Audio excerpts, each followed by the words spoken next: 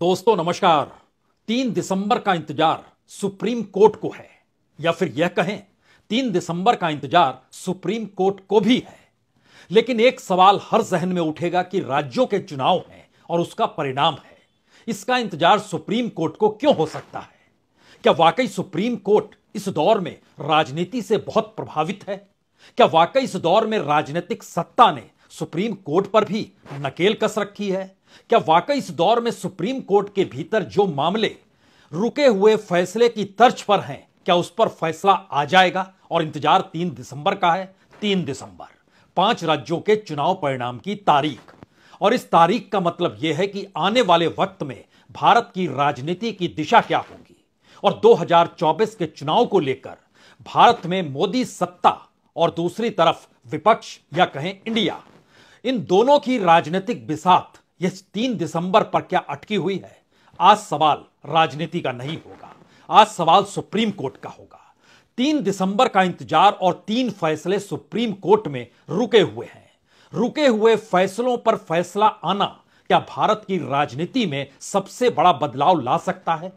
क्या ये 3 फैसले ऐसे हैं जिसके जरिए भारत की राजनीति एक झटके में बदल जाएगी?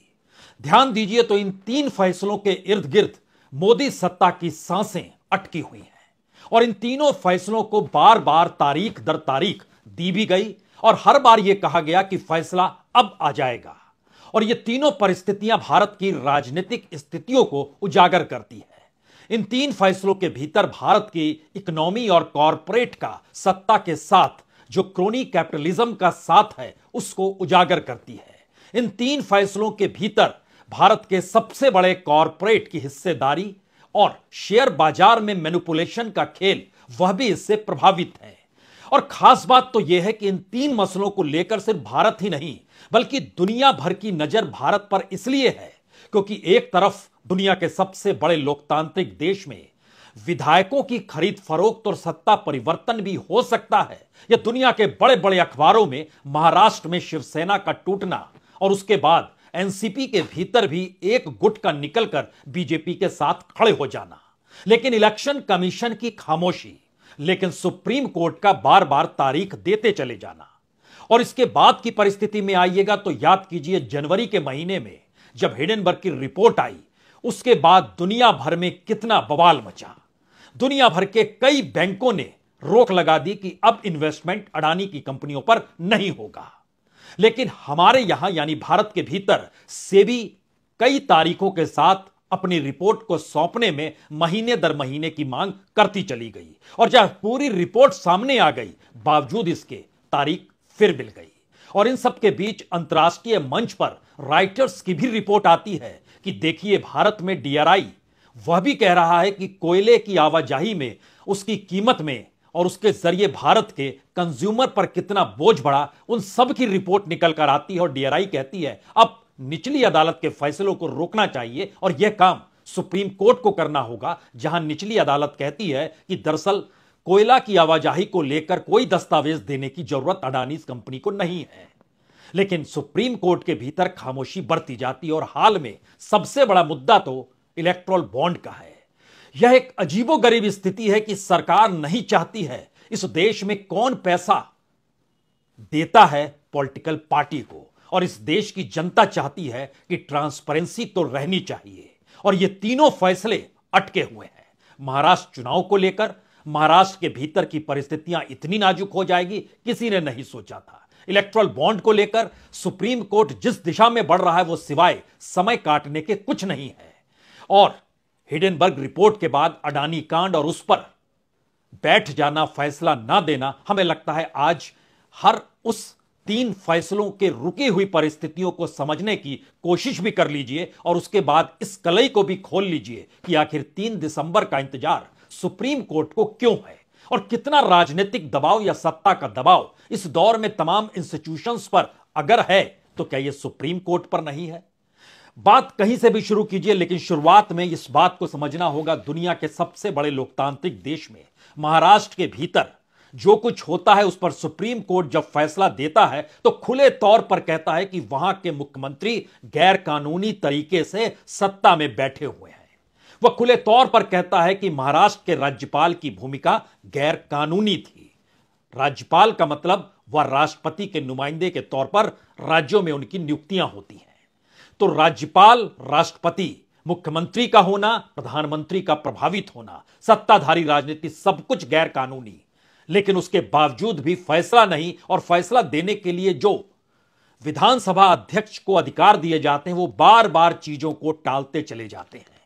5 साल के लिए कोई सत्ता चुनी जाती है। जरा कल्पना कीजिए, 1.5 साल का वक्त एक ऐसी सत्ता और ऐसे व्यक्ति के हाथ में महाराष्ट्र के भीतर, जिसकी अपनी राजनीतिक जमीन किस पार्टी से जुड़ी है कोई नहीं जानता है, जो किस रूप में, कितने तरीके से अपनी शिवसेना को छोड़कर बीजेपी के साथ खड़े हो गए और बीजेपी ने उन्हें मुख्यमंत्री बना दिया।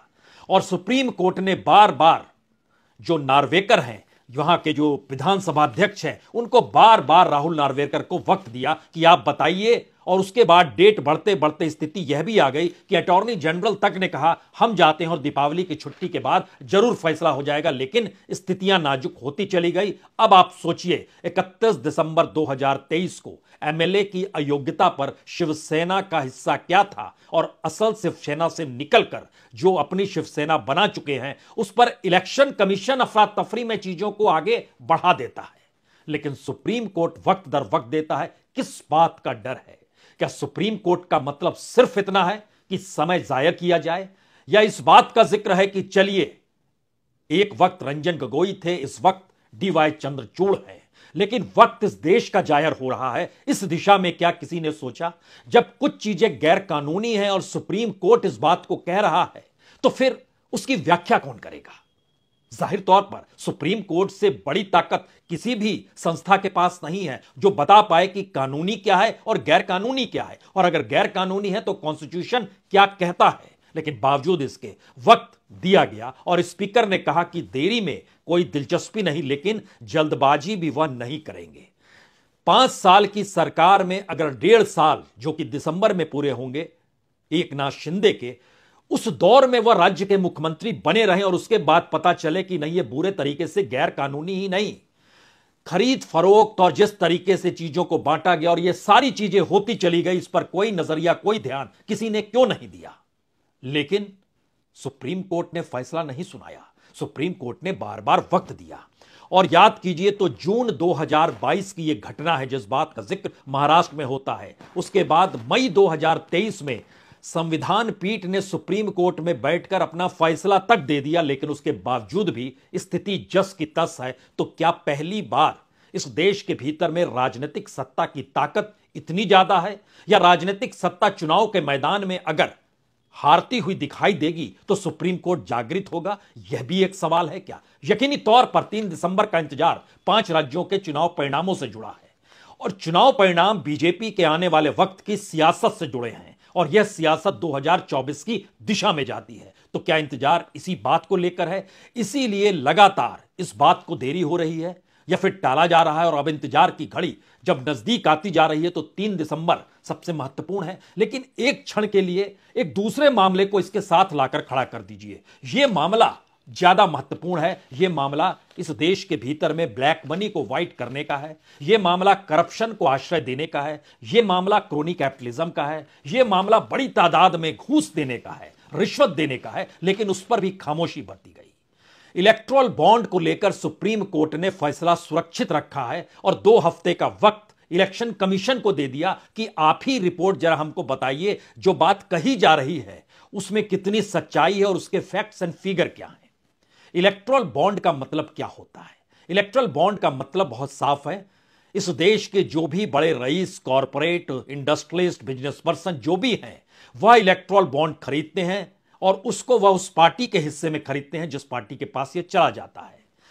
2019 में ही यह मामला सबसे पहले उठा था, और 2019 में एक डाटा है, बड़ा महत्वपूर्ण डाटा है यह। उस वक्त में अगर आप इलेक्शन कमीशन से जो डाटा निकल कर आया, या सेंटर फॉर जो मेडिक स्टडीज जो है, इलेक्शन जो सीएमएस है, सेंट्रल फॉर मीडिया स्टडीज, उसने 2019 को लेकर बताया था 55,000 करोड़ रुपए चुनाव में खर्च हुए।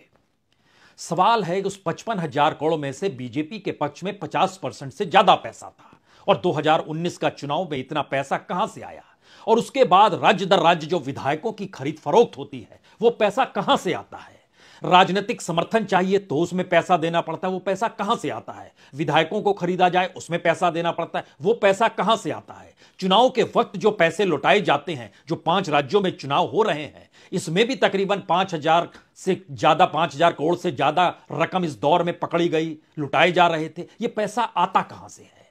इसी को लेकर इलेक्टोरल बॉन्ड जब लाया जा रहा था, अगर आप 2018 में चले जाइएगा, इलेक्शन कमीशन विरोध कर रहा था, आरबीआई विरोध कर रहा था, सुप्रीम कोर्ट विरोध कर रहा था। यानी इस देश के भीतर में कोई संस्था ऐसी नहीं थी जो इसके साथ खड़ी होती, लेकिन पार्लियामेंट खड़ा था। और पार्लियामेंट, उसके भीतर तमाम वह पॉलिटिकल पार्टी जो आज के दौर में सोच रही है, हमने तो ऐसा सोचा ही नहीं था कि खेल क्रोनी कैपिटलिज्म का इलेक्टोरल बॉन्ड के जरिए ऐसा हो जाएगा, जिसमें पैसा कौन दे रहा है इसका नाम ही नहीं आएगा, और राजनीतिक तौर पर पॉलिटिकल पार्टी को पता चल ही जाता है कि कौन दे रहा है अगर वो सत्ता में है, क्योंकि जानकारी एसबीआई के पास होती है। अब सवाल यह है कि जब सुप्रीम कोर्ट ने इलेक्शन कमीशन से कहा कि आप हमें जानकारी दीजिए, तो सुप्रीम कोर्ट यह बात अगर एसबीआई से कहती, स्टेट बैंक से कहती, तो उसके पास तो सारे नाम हैं। और ध्यान दीजिए, तो ये पहला मौका नहीं है जब चीजें टाली गई। जिस वक्त रंजन गोगोई थे उस दौर में भी ये चीजें टाली गई थी, इस दौर में भी चीजें क्या टाली जा रही है?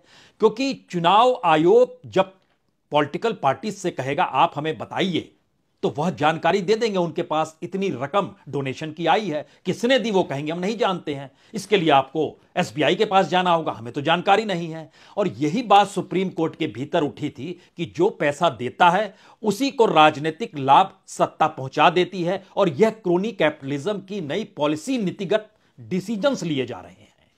यह फैसला भी सुरक्षित रखा गया, रुक गया, क्योंकि भारत के भीतर में अगर यह ट्रांसपेरेंट हो जाए कि किस कॉरपोरेट ने, किस बिजनेस पर्सन ने, किस इंडस्ट्रियलिस्ट ने पैसे दिए और उसको उसकी एवज में कितना लाभ मिला, तो सब कुछ इस देश के सामने आ जाएगा कि यह शख्स सत्ता के साथ किस रूप में खड़ा है। और जनता से पैसा लेकर वो कॉरपोरेट अपने प्रोडक्ट को बेचकर या अपनी सेवा को देकर जो लाभ कमाता है, उसमें कितना बड़ा हिस्सा सरकार को देता है, और सरकार उसकी एवज में उसके लिए किस तरीके से एनओसी उसको दे देती है। तमाम बिजनेस